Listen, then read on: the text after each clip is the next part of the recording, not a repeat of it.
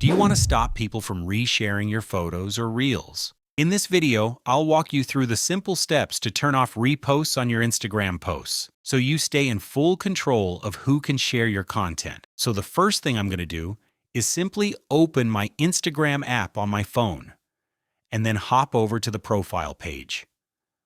This is going to work for both iPhone and Android devices. So if you're an Android user, you can also follow the steps. The next thing I'll do is open the settings in my Instagram app. I can do that by tapping on the three horizontal lines located at the top right corner of the screen. I've now opened my settings page where I'll be able to edit a bunch of different things, but I'm going to scroll down towards the bottom until I find this sharing and reuse option. You can see the main section at the top that's called Allow People to Share Your Content.